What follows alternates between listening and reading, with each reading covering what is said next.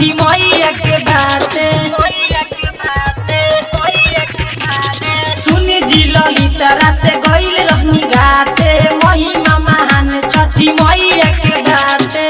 बोली ना बातें कैसे बढ़ गइल, बोली ना बातें कैसे बढ़ गइल। छठी मैया के कृपा पर गइल भौजी हो नजरिया लड़ गइल। छठी मैया के कृपा पर गइल भौजी हो नजरिया लड़ गइल। डीजे मिट्ठू राजा पटसोनी। बोला बोला छठी मैया की।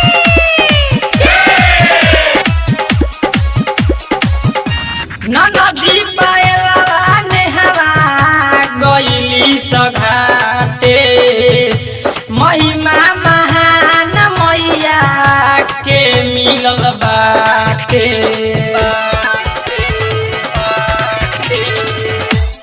नदी पायलवा नेहवा गइली सघाटे, महिमा महान मैया के मिलल बाटे। आसरस पूजा कहीं सिरा बनवाई, करावा जोरत में हम गइनी घबराई। हाथ से हाथ मरल गई छठी मैया के कृपा पर गइल भौजी हो नजरिया लड़ गइल। छठी मैया के कृपा पर गइल भौजी हो नजरिया लड़ गइल। डीजे मिट्ठू राजा पटसोनी। बोला बोला छठी मैया की।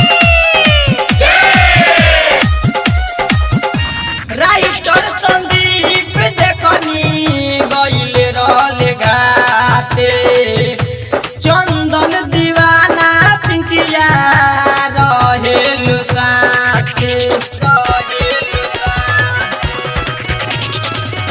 राइटर संदीप देखनी गइल रहले घाटे, चंदन दीवाना पिंकिया रहेलु साथे।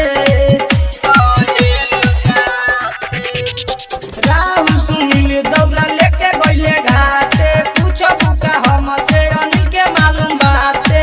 बाबे ना दुख खुशी बढ़ गई छठी मैया के कृपा पर गइल भौजी हो नजरिया लड़ गइल। छठी मैया के कृपा पर गइल भौजी हो नजरिया लड़ गइल। सुनी जी ललिता राते गइल रहनी घाटे, महिमा महान छठी मैया के बाटे।